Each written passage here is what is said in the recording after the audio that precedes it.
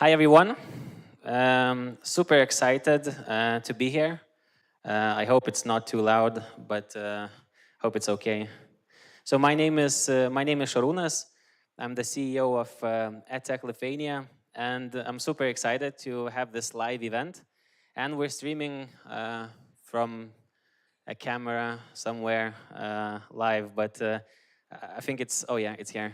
But I think it's this sort of side, so you can feel comfortable of not being in the shot and having snacks, so no worries. So I'm super excited about this event because it's the first time where we figured let's open the ETech Lithuania not only for the Lithuanian ETechs, but also to other countries. And today's event is about scaling ETechs abroad as well. So let me do a quick pitch for those who are streaming online about the benefits of joining the ETech Association. So I'll quickly introduce after I tell you the basis of today's event. So we have Svenia, who is going to do a quick talk about exploring ETech markets throughout Europe. Also, we have DARIUS KNIÖKŠTA, who's going to talk about US and UK markets and all the successes and fails FreeCubes had there. JURGITA, we're not going to have her because she's pitching another event at another event today, and we have a little bit of a technical issue. So we have two speakers today and a panel discussion as well.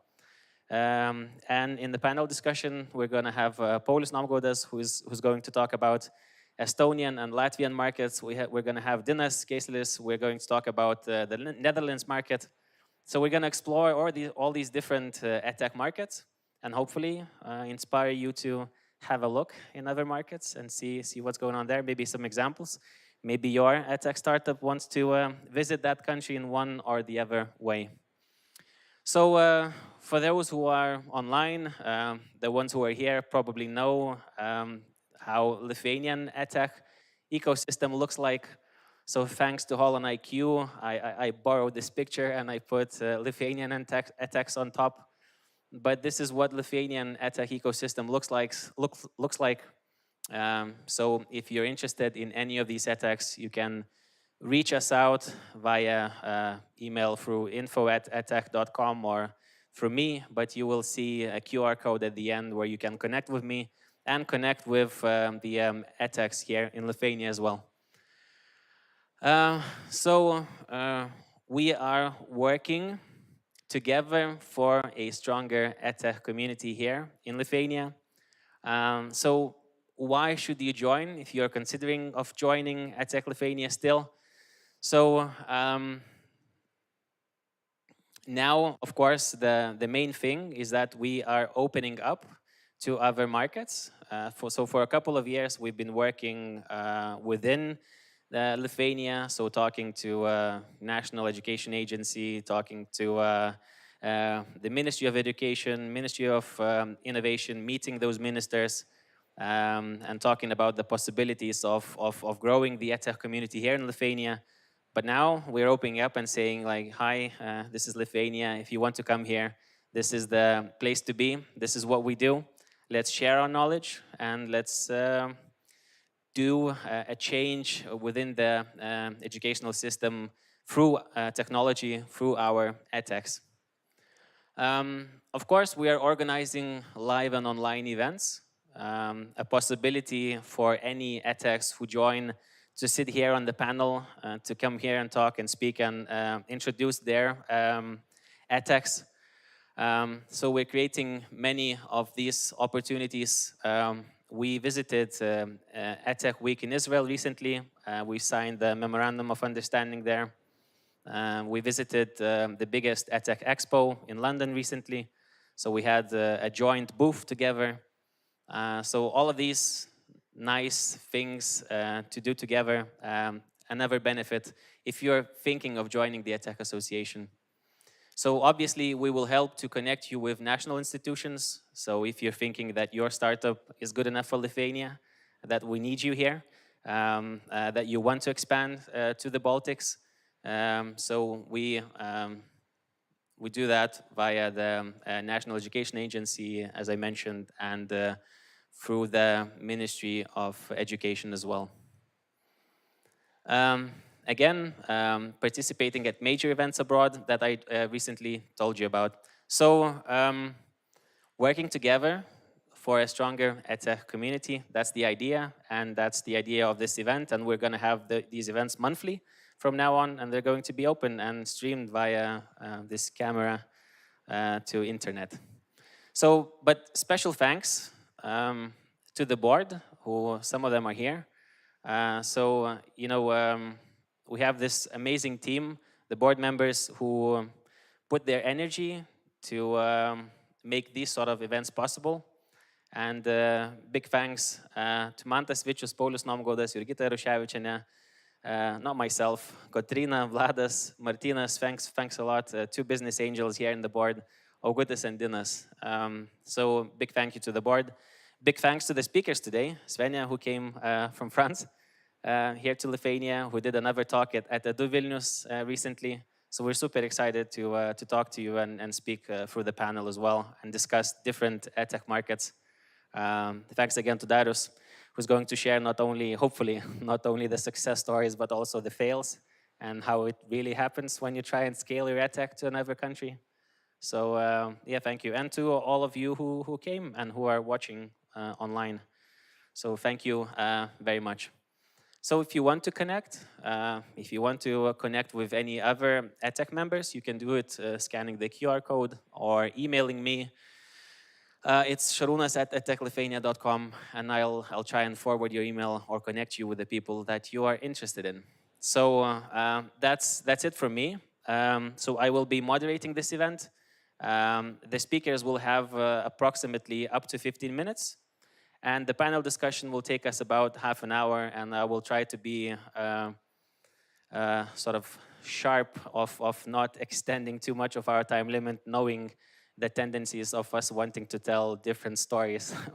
So, DARIUS KNIØKŠTA, I want to invite you to give a little speech. So if you want, I can show you the phone with the timer. Would that help? Not really? Okay, so 15 minutes, yeah. So thanks, Darius. Thank you. Can I place my tablet here? All right.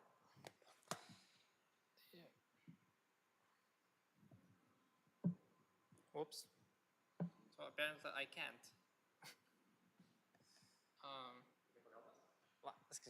So hello everyone. My name is Darius. Yeah, let's set the timer.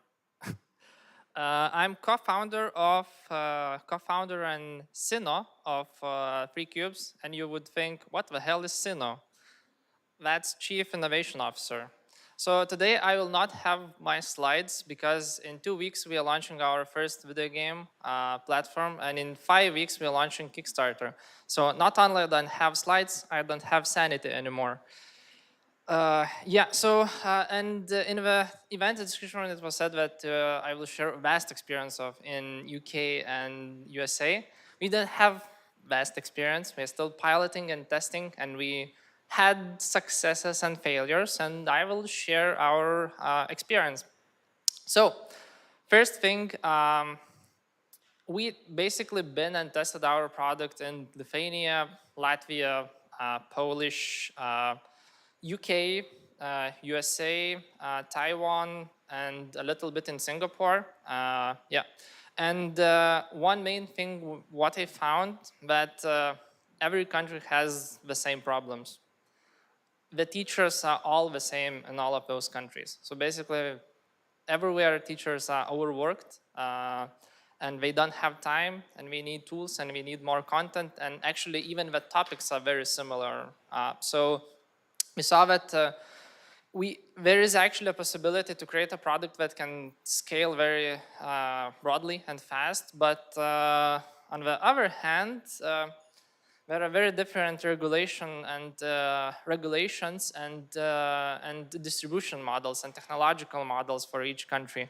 So, for example, I'll try to talk a little bit faster and to leave some time for questions. But our experience, for example, with The most experience we have is in UK, British schools. So, and what we did, we learned that we knew that we don't know a British market, and so we found a partner. So we found a partner who will solve problems for us. So for the past 2 years, we've been partnering with, we are not even an educational partner, and but they are working with schools. They know contacts, they know how to reach them and how to get in contact with them. And so for the past 2 years, we've been creating content together. So they are kind of like, currently we are working as a more like a project-based partnership, but we are still preparing the ground to go to massively scale in schools there. I'm sorry, I even forgot to tell about what we're actually making. Yeah, so as I said, I don't have my sanity anymore. Yeah, imagine Minecraft, but for education.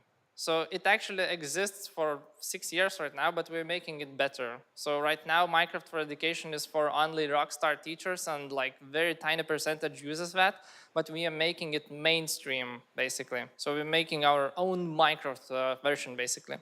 So yeah, and we saw that our biggest bottleneck is actually the technology itself, because we built our product on Minecraft, and for Minecraft Education Edition is very weird with licensing, and each country has a very weird way of acquiring these licenses. And we saw that, for example, that's how we are limited to scale in UK and Italy and USA, basically. And we learned, for example, that in Lithuania, every child has Minecraft Education edition purchased by government, but nobody's using that because nobody knows how to acquire them. For example, in USA, we did a pilot with 4 schools and some central states, and we got very great feedback. Our content was loved there.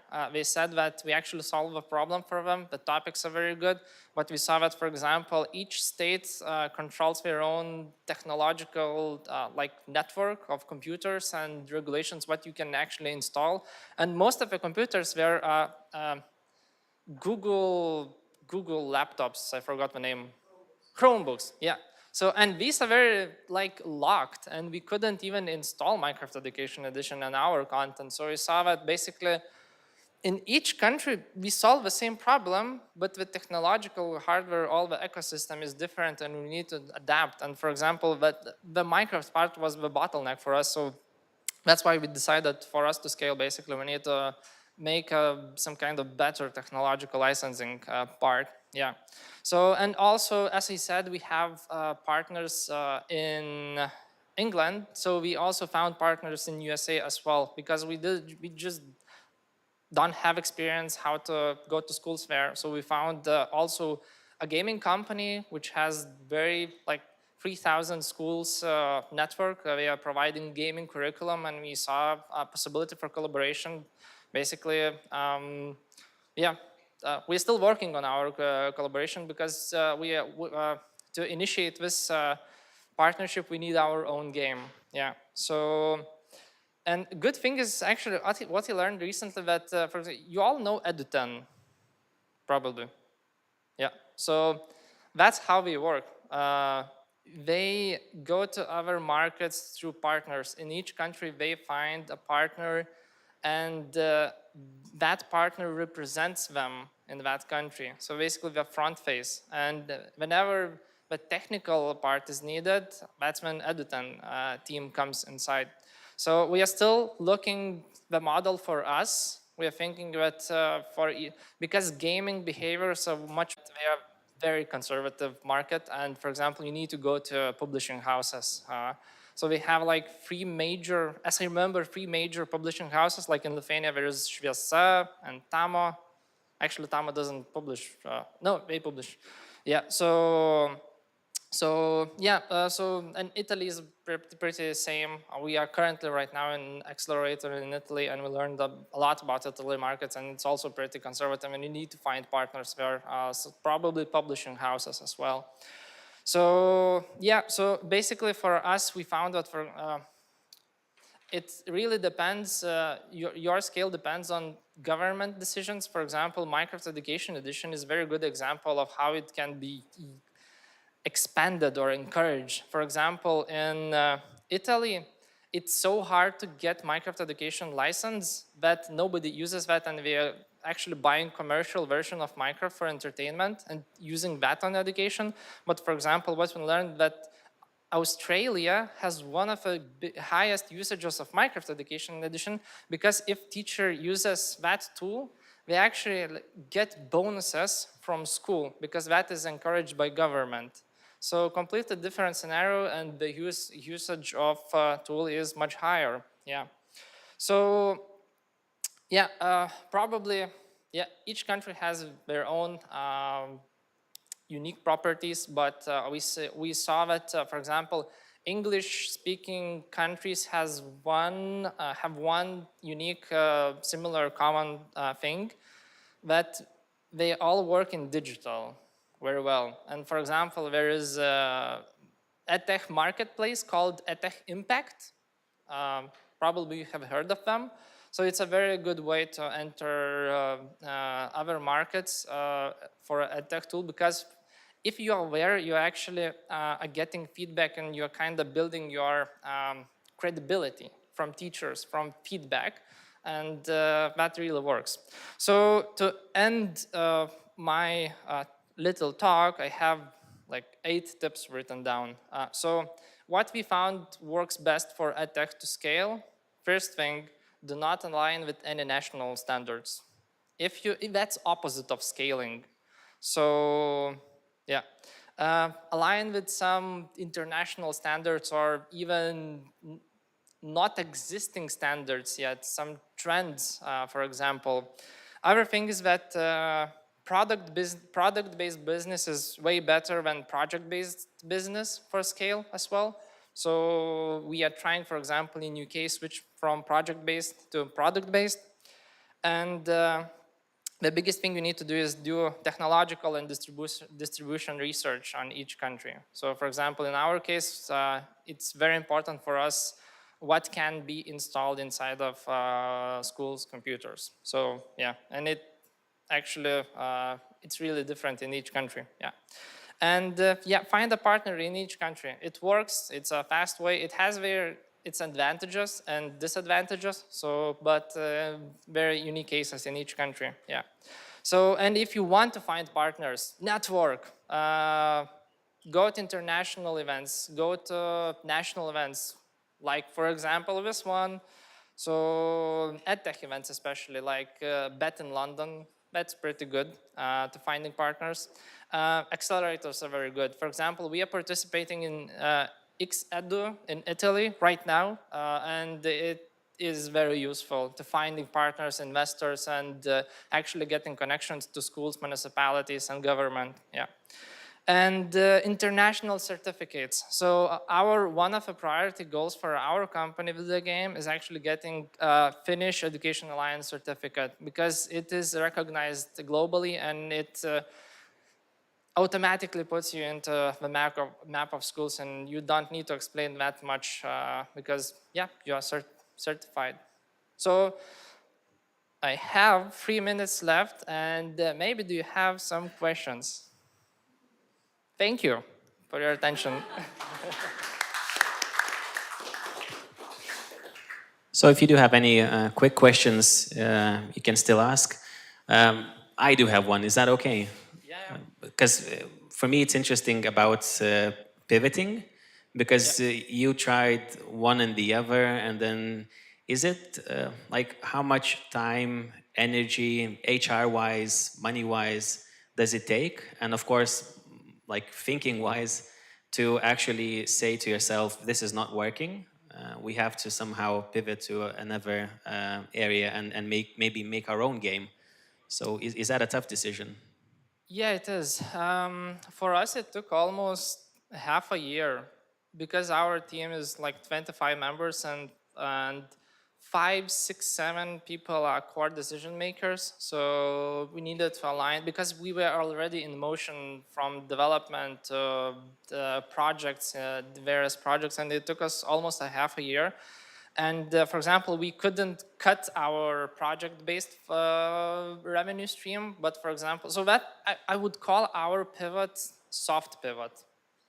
But there are many cases, and we got a lot of consultation. So we consulted with a lot of startups who did pivots, and we learned that for some of them, hard pivot also worked. For example, they generated like monthly, like thousands of revenue, even hundreds of thousands, but we knew that soon it's gonna die, that revenue stream. So we basically cut everything down and rebuild everything from the scratch. So that's probably a little faster way, but it's hard to really know when you should pivot sometimes. Yeah, but that's why we did soft pivot. But we wasted some part of capital, but it's a part of a startup, I guess. Yeah. Thank you. Thank you. So again, we have one more question. So thank you, very good advices. My question is, maybe you have advice also to which country to expand, how to choose country, where to go. Thank you. Probably, I would say either through behaviors or some similarities to governmental policies. For example, for us, it's based on behaviors, because we know that each country has the same problem. Teachers don't want to learn game.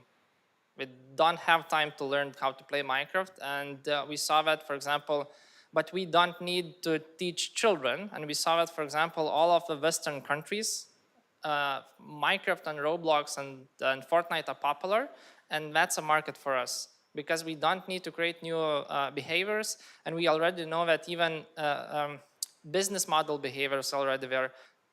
Parents are paying battle passes for Fortnite each month, and we know that we can actually target to replace that. So for us, that was the targeting B2C behaviors. Yeah. Thank you. Again, big thanks to Darius. I have many more questions, but we will have a quick discussion, right. a panel discussion. So thanks again. Thank you. So I'm super excited to invite Svenia, who is part of one of the founding members of European ETech Alliance from ETech France. So super excited to hear a little bit more about the various EdTech markets. We can double check the mic, and I'll give you your 15 minutes. Yes, thank you so much. So, hi everyone. I want to make this very collaborative. I'm going to introduce myself, and then you can ask me questions, like an interactive Q&A, okay? So my name is Svenia. Thank you so much for having me, for inviting me. I'm half French, half German. And I'm the founder of ETech France, which is the equivalent of EdTech Lithuania in France. And we now have 500 startups who are who pay a membership fee. So we grew quite significantly. Obviously, we're a 60 million inhabitants country, so we're bigger than Lithuania, but still. And then I founded the European EdTech Alliance. I co-founded it. It's an alliance of a lot of different countries. We now have 20 European countries who also have an EdTech association. EdTech Germany, EdTech Sweden, EdTech Finland, EdTech Norway, EdTech Italy, EdTech Spain. They're all part of our network, and we hope EdTech Lithuania will become part of it very soon. And basically what we do together is that we work for the startups. So we organize a lot of events for startups online, webinars, how to penetrate the Italian market with, a lot of our experts from the Italian ecosystem who join and who share how to enter their market. And then we do it for France, then we do it for the UK, and then we do it for all our member countries. And we share these webinars internally with our members and their startups. And that's what we do for the startup part. And for the policy part, we do a lot of lobbying at the European Commission to get more funding for EdTech, to get more also to get EdTech on the agenda, on the political agenda, because on the European level, people don't really understand what we're doing and how we could be useful for European schools. And we're also lobbying hard to to have some sort of, procurement facilitation, because right now every single country has its own procurement, and we want to Europeanize the procurement process, at least for K-12, so it's easier for European startup to sell to various countries, basically. So it's a very long-term process, this lobbying part, but we still think it's important. If I, from France, EdTech France, go to see the European Union and try to make, a point, I'm not as powerful as if I come with 20 other European countries who also have the same interests and who are going to lobby with me. So that's the idea of building a European alliance. But I'm in charge more of the startup part. So we organize these events, but we also created an EdTech map. You can go on edtecheurope.org, and you will see a map of all the European EdTech companies. And any European company, you could go on this map and add your company on the map. And so now we see that a lot of universities, a lot of buyers of EdTech products go on this map to find the right product to buy, basically. So it's useful to build a bridge between the startups and the buyers of EdTech products. And also investors. Have a look at our map. We know that many investors source startups through this map. So I strongly recommend you to go on the map at edtecheurope.org. And then I built, I built a consulting company. So we're doing a lot of consulting for startups. We help them fundraise. We help them internationalize. That's what I do in my day job. The rest is my night jobs. and I also worked as a VC in a EdTech fund. So I know how investors think. So you could also ask me questions about that. And I run also a special program for female founders. Geisleris is one of our members, and JURGITA is also one of our fellows. So it's a 6-month program for inspiring female founders who are growing their companies and who need extra support. And we connect them with the right people, and we put them in a network with other female founders that are as strong as them, so that they can help each other, collaborate, and push each other up, basically. So yeah, that's me in a nutshell. I would love to answer all of your questions. I also forgot to say that at the very start of my career, I traveled the globe. I built a think tank called the EdTech Tours. I traveled to 19 different countries in the world to look at EdTech adoption. So I looked at how EdTech was working across the globe, especially in Europe, but also in many parts of the world. And I wrote a book called Exploring the Future of Education, where I share the most innovative practices that I've seen across the globe. And so I also have the knowledge of international markets, how they work, how to operate in these markets. So yeah, please ask me any questions you might have. I've got the mic, so if you have questions, Paulius, and then afterwards to Darius. Hello, thank you. What do you think about lifelong learning? Because a lot of talks about K-12 universities, but what do you think about it? Yes, lifelong learning. I would put corporate learning and lifelong learning in the same vertical. For me, it's the easier vertical of all the EdTech verticals, because there is a market that is easier to penetrate than if you go into the K-12 market, in my opinion. Some countries are very strong in this market. France, for example, is very strong.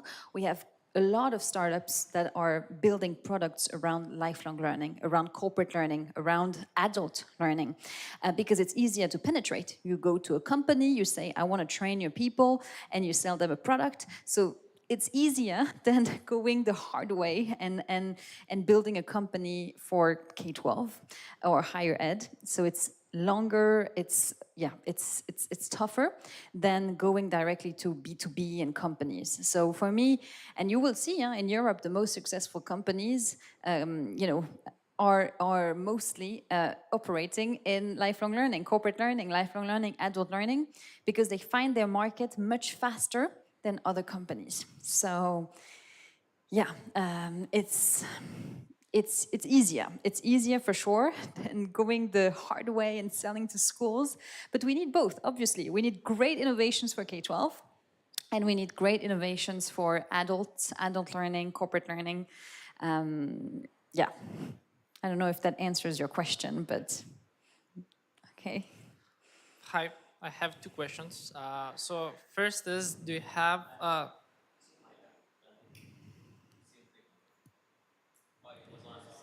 yeah, I'm just yeah. So first thing, first question, for your EdTech association, does inside competition happen, especially when lobbying is involved? And second question is, do you have members from biggest publishing houses? Like, for example, they're on the verge of even being an EdTech. Yes, that's a very good question. So in France, for example, we have a few big publishing houses who are members. They're not members because our members must be startups, but they're partners. They want to partner, they want to look what's happening, they want to see which startups they could potentially buy at some point, you know, so they're here just to have a look at the ecosystem. I know that in Sweden, they have the same. They have big publishers who are part of their Swedish network.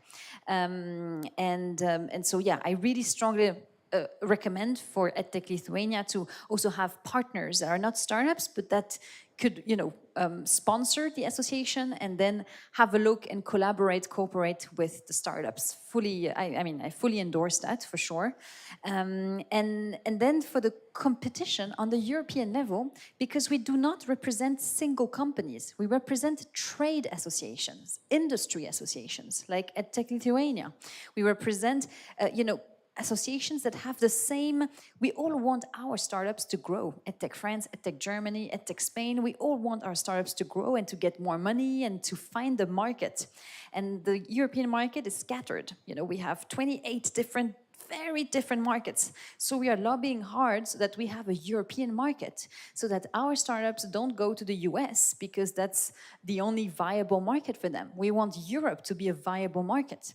And so it's a lot of work. And so we don't really compete because we all have the same goal, that Europe opens up and that we have a common buying system for schools and universities, or at least we could start with universities, because with the Bologna process, you know, universities think the same now in Europe, bachelor, master degree, and so ECTS, and so maybe the next step would be procurement of digital solutions.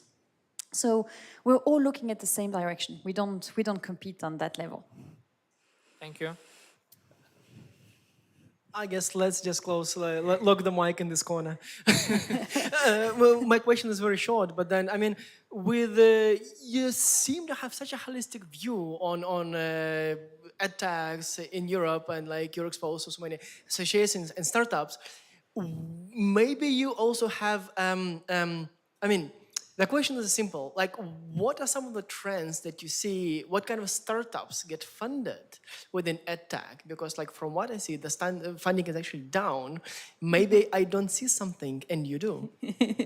Yes, so thank you for this very relevant question. What I see right now in terms of funding trends, I see that because the economics are down, VCs are looking at startups who make money. It's very simple. And so already have revenues and growing revenues. Before, VCs could fund companies with no revenue at all, just like a super high number of users growing, etc. Now that's not the case anymore. You need to have revenues from the very beginning. And so what I see is that they fund lifelong learning, corporate learning companies, because when you sell to a large company your training software, you have a client who's ready to pay, who can pay straight away, who doesn't need 1 year to sign the contract. You know what I mean? So what I see mostly is companies in the B2B space fundraising much more easier than other companies, for sure. Yeah. Okay. I have a question about the trend that I see, at least in the Netherlands, but I guess it's all over Europe, that the big companies get bigger and small companies are actually disappearing. And even universities, they are downscaling in the number of software that they had. Like before, when I worked in university, they had 200 of different software programs. Now they try to scale to 20 or 30. So it means all other companies go away. But my question is, your alliance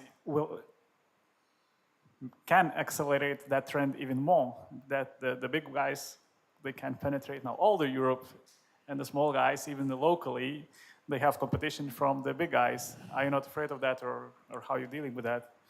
That's a very interesting question.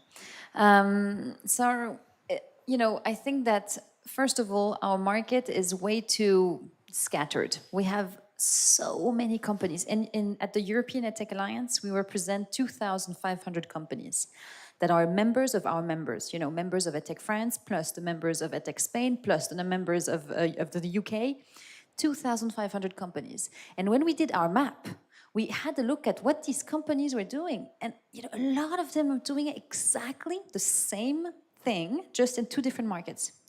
And so we thought we need to build bridges between markets so that these companies can meet and join forces, because we don't need like 10 companies doing exactly the same in 10 different markets.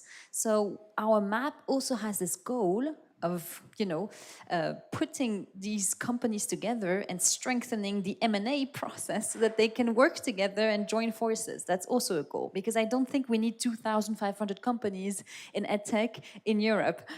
We need strong companies who can grow, who can also buy other companies and create that movement, you know. And we see that. GoStudent, for example, has bought 5 different companies in 5, you know, different countries in Europe. They're Austrian, and they saw competitors in Spain, in Germany, in the Netherlands. They just bought them. And I think that's a good thing. We don't need that many companies. And in EdTech specifically, everyone, you know, we have a lot of very, very, very small companies. And I think it's not helping the ecosystem grow. You know, we need more collaboration. We need more EdTech, larger EdTech companies. That would be my argument, because we don't have these champions. You know, we don't really have large European champions like the US has. We have some, but not enough to, you know, be convincing on the international scene, right? So I strongly believe that we need to create like European actors and European giants, and not just Netherlands or France or because that's also what other countries are looking at. You know, in India, in China, in the US, they look at the European way, especially in the Nordics. They love how the Nordics are doing things. But yeah, we need to show the world that we have a European way of doing things and that it's really qualitative. So for that, we need more consolidation. We need real market consolidation. That would be my argument, but I'm happy to debate. So last question from Martinas, and then we do the panel discussion, like a quick discussion, and then we're done. Okay, my question is, I am for sure now a lot of Thailands is watching this event. And we are considering of building startup. And we are thinking, okay, maybe let's go to EdTech sector, maybe let's go to clean tech sector, maybe deep tech, and etc.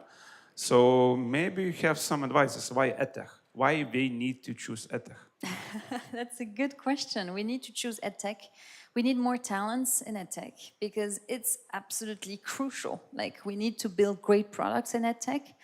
And there is a market opportunity. There is market potential. Like, there's so many things that need to be transformed in education and in learning in general, because education is very broad, it's very vast. And so I would advise these people watching us and advise them to go and to look at the whole spectrum, not just education, schools, but also learning in general. We are going to learn through our lives, through our careers. We're never going to stop learning, because nowadays the skills, we say that a skill is lasting 3 to 5 years before it becomes obsolete. So we need to constantly learn, relearn, reskill ourselves, upskill ourselves.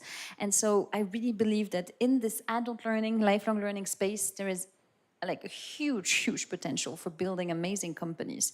So yeah, I would strongly advise founders to build EdTech companies for sure. Thank you. Thank you so much. Thank you. Big thanks to Svenia. I want to invite for like a quick panel discussion. We'll do like a couple of questions. So Svenia, please, Yes. Darius, Paulius, Dinas, and you might need to share a few microphones, but hopefully that's okay. So if any of you has any questions, you can actually raise your hand. I'll try and do a quick run with the microphone, and then you can join the discussion. But of course, I do have a couple of questions prepared myself. So obviously, we're talking about scaling edtechs and scaling edtechs abroad, whether you're from Lithuania and going abroad or from another country going whatever. So we have these beautiful people, and we have different experiences in different various markets. So I want to start with Paulius. So we're here with ETech Lithuania, but with Baltic, one of the Baltic countries, and I know, is it off? Yeah, it's I think you need to hold it a little bit. Darius might help. Tech savvy. So, so yeah, basically my question is, you know, you're working not only in Lithuania, but in Estonia, in Latvia as well. Do you see like even like these small little countries who are kind of together, but not really? Is there like a big difference of having your edtech startup within these, you know, different countries, like culturally? I don't know, anything else? Is it any different running in these different countries? Do you have any experiences? Yes, what we see that is a major trend in all these countries is public procurement procedures. A lot of mess there. So to scale in these countries, you need and to Svenia help to Europeans everything to make it easier. I think it's a very useful thing because the expansion to these countries is one of the things, especially in the public sector. It's a public procurement procedures. But yes, the idea of learning and my question about lifelong learning was not just the question, but we are focusing more on private sector, business sector, because we see the potential in the K-12 and universities, but we see a lot of growing potential in the private sector, the bigger companies which start to count how much it costs to train the people, the employees. So I think it's common in all countries, and we have big clients which have the branches in all these 3 countries and more, and the challenge is the same. They want to spread the information. We want to onboard as quickly as possible the employees and start to work in production, but it's not so easy because the culture, it's a little bit different in each country. The culture in the companies is different. And the sample that the smallest companies are acquired and became bigger, the acquisition is quite simple, let's say, process, because some owners decided that one sell, other buys, but the internal culture, the people thinking, it's not so quickly changing. So I see a lot of samples, and people don't want the changes. We need to convince them. So my team, I working on that, because IT is small thing regarding to the culture change, which we are doing each day. So mindset is different a little bit. Yeah, so from what I understood, like Lithuania is the best from the Baltics. Of course. I'm joking, of course. And greetings to the Latvians and Estonians if watching. Another country, Netherlands. So it's interesting, Dinas, that you are running an ETech in Netherlands. You are from Lithuania, not running this ETech here in Lithuania, but in Netherlands. Like how different do you see, at least? Like is it tough to be non-native? Because we had this discussion before, but I think it would be interesting for others to hear. Like how tough is it to be? It's not an Englishman in New York, but that sort of vibes of being Lithuanian in Netherlands and running your business there. So can you share some sort of, I don't know, examples or stories, how different it is or how tough it is maybe? Yeah, my experience was very, how you call it, individual. So I cannot say that each startup has to do something.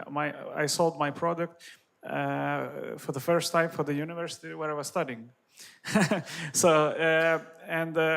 But still, the experience that I have, because I worked also as a project leader who was leading the digitalizing process for exams and, for example, not only exams but material.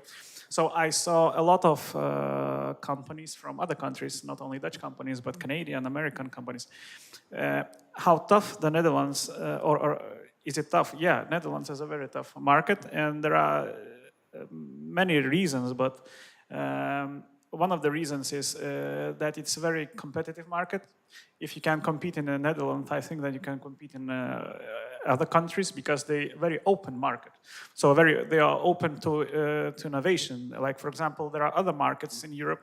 I'm sure they are very close. They are protective, you know. Dutch are less protective, but they still want to protect the education system. So a lot of companies who entering Holland, they buying the local companies, or they just opening their own companies there or the filials just to be inside the country. So this is one thing. Other thing is, depends from where you come. For example, at least my experience, it's not official, like nobody gonna say it like that, but Dutch education system is pretty well known, and it's on a high level. Let's say like Finnish, the Dutch system, they're very good in education, and they're proud of that. And what happens then when you are coming with new startup from, let's say, East Europe? They say, okay, yeah, you have your education system, but our education system is here. So why you think that you can do something better, you know? And you have to very good know your proposition, what you do better and how you do better, and how you will test your product, or how you will prove to them that your product is working in the market. So this is a bit my experience. Thank you. So, Dario, we're coming to you, and then I'll have a question to Svenia as well. So, again, it's a little bit, I don't know, to me it sounds tough, maybe to you it isn't, but when you're thinking about, let's say you are a startup, whichever country you are, when you're thinking about other markets, how much do you have to put aside, knowing that you're trying to enter this market with whatever the idea you have? So how much do you have to, from your experience, burn money, HR-wise, time-wise, to enter another market? Interesting question. Thank you. It depends. For example, a lot of people usually choose, usually choose neighboring countries, and if you are targeting B2G model, it usually takes a lot of budget and a lot of money, because, for example, what we saw that, well, culturally, all teachers are in the same place, but for example, in government-wise and how money flows to schools, that's very big difference in each country. And for example, Lithuania and Poland they actually have very different behaviors of that. So, for example, we learned the hard way that it takes a lot of, for example, if you want to go to schools and to sell to schools, we need to do it face-to-face, for example. And that takes a lot of money. And for example, we just couldn't do that for example, right now in Poland. So we've been looking at ways how could we change the product to scale through digital means, for example, or for example, even completely avoid that government part, for example, even government money, B2G model. So, or to create it optional. For example, we can scale on B2G, but we also have revenue from B2C, because it also our, for example, product is adapted to B2C. So, yeah, it's an adventure of finding good models. So, but you must burn some time, yeah, and fail to see that. So Svenia, thanks by the way, Darius. Svenia, she has her own mic. Yeah. Who has the edge, by the way? You know, you've been, traveling to different countries. Who should everyone look up to, and why, from your perspective? Who, meaning which country? Like which country has the edge, tech-wise, education-wise, and yeah. Exactly your ideas. Why is it like innovative? Why is it tech-savvy? Why is it something that everyone should pay attention to and maybe look up to? Yeah, it really depends on the EdTech vertical we're talking about. I think in K-12, K-12 is very different from higher ed, which is very different from lifelong learning. So yeah, we should first look at that. I mean, for K-12, a market that is really like attractive is the US, because in the US, the way the market is organized is that you have a school districts that run like hundreds of schools. So if you can convince one district leader to buy your product, it's automatically in all of the schools of this district. So for K-12, it's a market that entrepreneurs love. It's very competitive, of course, but there are now agencies that are specialized in helping European startups get into the US, because US school districts love European products from the Nordics, because it's innovative, etc. So we should really play with that, play with being Nordic, Baltic countries. I really believe that it can have an edge for buyers in the US and in India, of course, as well. I would also look at India as an emerging market, for sure. So yeah, for K-12, I would go to the US and emerging markets like India, the Philippines, Indonesia, very, very strongly growing markets for K-12. And in higher ed is more difficult because, you know, it's a very long process. There's no market which is more innovative than another. In Europe, because we have the Bologna reform, you know, the universities are pretty much the same, functioning the same, like you know, and it's hard to say if there's one market that is more open to another. I know that the Netherlands have invested a lot in digitizing their universities with the SURF program. And so, yeah, I mean, doing a lot of amazing things there. So, yeah, but I don't see, like, maybe you have another idea of like one market in Europe or the world that is very well known for higher education and how they do stuff. And for corporate learning, you know, I would go to a very capitalistic, intensive country where you have a lot of very large corporates who could be ready to buy these products. So France is a great example because we have very, very large companies, international, multinational companies in France. They all need to upskill and reskill their talents. And they will need to do that more and more and more because, as I said, you know, the skills are changing so fast that you need to constantly be training your staff. So yeah, I would really go to countries where you have a lot of very big multinational companies and try to sell there, definitely. So we have only a couple of minutes until we reach 6 p.m. Lithuanian time for those who are watching online. So if you have a question that you still want to ask, it's a good possibility to do so. You can raise your hands and I'll bring the mic. But before I'll ask like a quick follow-up question. When we are thinking about, you know, the EdTech market, that we need, you know, tech-savvy, entrepreneurial-minded individuals who would come to this market and help us innovate education. But when we look to the market, you know, we look to India with 1 billion people and more, and then we see like all the unicorns are there. We look to China with more than 1 billion people, and we see all the unicorns there.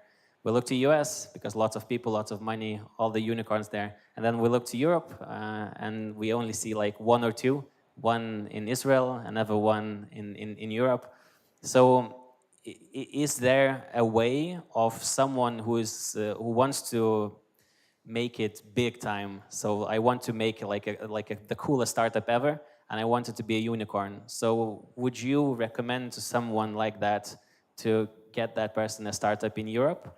Or would you say to that person, maybe try in India or China, because this is what the stats tells you?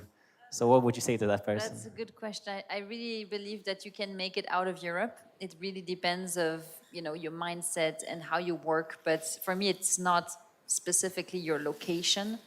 And if you look at the few unicorns we have in Europe, we have Multiverse in the UK doing an apprenticeship fully online apprenticeship program. Amazing thing, born in the UK. We have Domestika in Spain, building an online classroom for creative people who want to learn about UX design, about a lot of things, fully online. And we have Austria, Go Student, tutoring company. They all started in their own countries. They scaled very quickly in their own countries, and then they raised a lot of money. And then they went international and oftentimes to the US and to outside of Europe. But they all started in Europe. So I would argue that we need to start in Europe and we need to make things happen here. And there is no need for you to go to the US. I think we have great people here. We have a capital. We have 3, 4 VC funds that are investing only in EdTech in Europe. So, you know, the ecosystem is here. It's ready. We just need the talents. You know, we need more talents to come into, as you said, to come into EdTech and not FinTech. You know, so it's, for me, it's a question of talent more than a question of where you start your company. Thank you. So lastly, if no questions, Darius gave like 8 sort of tips for someone who wants to scale abroad. So maybe Dinas and Paulius has another 1 or 2 tips for someone who's got an EdTech startup in whichever country, but wants to scale to another country. Any tips to that person? Don't stay too long in your playground in one country, because you think that you are very good when you play safe, but you need to start experiment very quickly in small steps. And for me personally, always startup thinking mindset helped a lot, and we're using it in daily basis when we scaling, when we're creating our products and so on. You need to go, it is better to go by small steps but forward than just planning a huge step but in 3 years ahead. When you said don't and made a little pause, I thought you was going to end there. So I was like a little bit like, oh, okay. Dina, maybe some tips for someone who is making a startup and wants to scale. Actually, 2 tips. First of all, test your product locally, because this is most easy to test. And the second is know what you're doing, because I myself came a bit from academia. So for me, it's even now. First, I'm testing 10 times if it's working. Because if you go to university and there's sitting a lot of, I don't know, teachers or actually researchers, and they catch you that you say something what's not working, it's done. So that's why I'm very, very careful when I say something. I have to test it 10 times and then say, yeah, it's really working. Do that if you go to university. Yeah. So any questions maybe to your colleagues, or maybe Darius has a few more points and a few more tips? I saw you raising the microphone, or maybe that was just giving it to someone else. Yeah. So maybe if you have any questions to each other, it's the time. If not, then we'll start the quick networking part, and we'll say the quick goodbyes. So good. So yeah, thank you very much. Yeah, you can. Thank you. I'll ask Martinas to click a time or a couple to get to the QR code. So if you want to connect with any of these amazing people, then you can do it through the ETech Lithuania. Or you want to join the ETech Lithuania, then it's better time than ever, because we just opened up to different markets, not just to Lithuania. And we're super excited to have Svenia again, to have Darius, Paulius, Dinas, and everyone here and everyone online. Yeah, and let's make it happen. So thank you again. Thank you. Yeah. And yeah, let's talk a little bit more informally.